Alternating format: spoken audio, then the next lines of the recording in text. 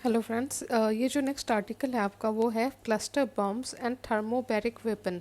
देखिए जो मॉडर्नाइजेशन हो रहा है उसके साथ साथ नई टेक्नोलॉजी आ रही है और बॉम्बिंग या जो वेपन्स हैं उसमें भी बहुत ज़्यादा डेवलपमेंट देखा जा रहा है। तो क्लस्टर बम समझ लीजिए कि इस तरह से ये जो बॉम्ब है ये आया, ठीक है। उसके बाद उसने प्रोजेक्टाइल लॉन्च किया, मतलब कि और उसके बाद वो जो प्रोजेक्टाइल है वो खुल जाता है और उसके बाद बहुत सारे ऐसे ऐसे बॉम्ब अलग अलग निकल के जो टारगेट है, टारगेट एरिया में ओवर अ लार्ज एरिया वो स्प्रेड हो जाता है।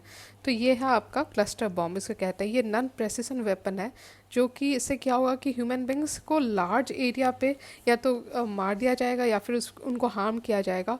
और ये एयरक्राफ्ट से लेके किसी प्रोजेक्टाइल के थ्रू भी उसको गिराया जा सकता है।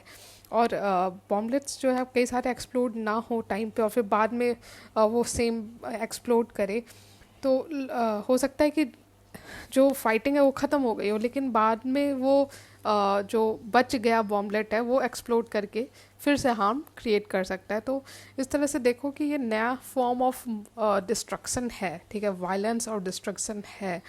और जो कंट्रीज जिन्होंने रेटिफाई किया कन्वेंशन ऑन क्लस्टर म्यूनिशन वो प्रोहिबिटेड है, वो यूज़ नहीं कर सकते ऐसे क्लस्टर बम्स। तो आप समझ रहे होंगे कि क्लस्टर जो होता है बेसिकली आप एक मिसाइल लॉन्च करते हो और प्रोजेक्टाइल लॉन्च करते हो, वहाँ से बहुत अलग अलग छोटे छोटे आपके बॉम्बलेट्स निकलते हैं और वो लार्ज एरिया पे गिरते गिरते गिरते बहुत सारे हार्म और डिस्ट्रक्शन और जो ह्यूमन बींग है उसको डिस्ट्रॉय करते हैं।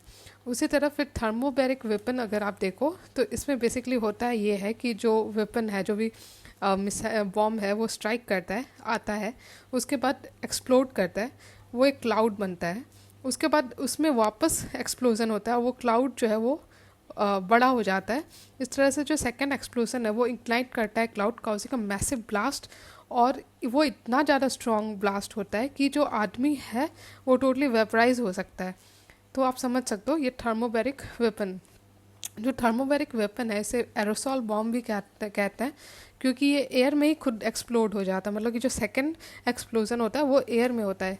ये जो ऑक्सीजन है वो एयर से लेता है और उसके बाद बहुत ज़्यादा ऑफ कोर्स डेवस्टेशन होता है। आप समझ सकते हैं कि जब एक आदमी का बॉडी ही पूरी तरह एवापोरेट हो जाएगा तो किस लेवल पे डिस्ट्रक्शन हो रहा है। इसमें 2 सेपरेट स्टेजेस हैं, जैसे मैंने कहा। पहला जो एक्सप्लोजन है वो स्प्लिट करता है ओपन बम फ्यूल कंटेनर, और जो सेकंड एक्सप्लोजन होता है वो इग्नाइट करता है एरोसोल क्लाउड और उसके बाद एक जायंट बॉल ऑफ फायर होता है और उससे वो पूरा ब्लास्ट होता है।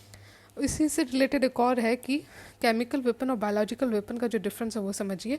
जो केमिकल वेपन है ये किसी भी तरह का म्यूनिशन होता है जो कैरी करता है टॉक्सिन और केमिकल सब्सटेंस, और ये prohibited under chemical weapon convention. इसमें आपका ब्लिस्टर एजेंट्स आता है जैसे कि मस्टर्ड गैस, नर्व एजेंट आता है, मतलब कि आपके नर्व बॉडी के नर्वस सिस्टम को इम्पैक्ट करता है, बॉडी मसल्स के फंक्शनिंग को ही रोक देगा, ऐसा जो नर्व एजेंट्स होते हैं। उसी तरह चोकिंग एजेंट्स हैं जैसे कि फोर्सजिन हो गया। फिर उसी तरह बायोलॉजिकल वेपन की तरफ जब आप देखोगे तो बायोलॉजिकल वेपन्स ऐसे वेपन है जो डिसेमिनेट करते हैं डिजीज काउजिंग ऑर्गेनिज्म और टॉक्सिन्स टू हार्म और किल ह्यूमन।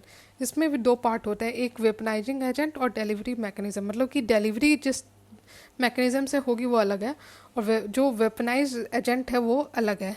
इसके लिए आपका बायोलॉजिकल वेपन कन्वेंशन है और ये इंटर किया गया था इन 1975। ये सप्लीमेंट करता है 1925 का जेनेवा प्रोटोकॉल और अभी 183 स्टेट पार्टीज इसके मेंबर हैं। तो आप समझ सकते हो कि न्यूक्लियर वेपन तो खुद में डिस्ट्रक्टिव है ही, लेकिन उसके अलावा भी बहुत सारे ऐसे वेपन्स हैं और जो कि बहुत ज़्यादा ह्यूमैनिटी के लिए एज अ होल बहुत ख़राब है, चाहे वो केमिकल वेपन हो या बायोलॉजिकल वेपन हो या थर्मोबैरिक वेपन्स हो। आई होप आपको वीडियो समझ में आ रहा है। अगर समझ में आ रहा है तो प्लीज़ लाइक कीजिए और मेरे चैनल को सब्सक्राइब कीजिए। Thank you.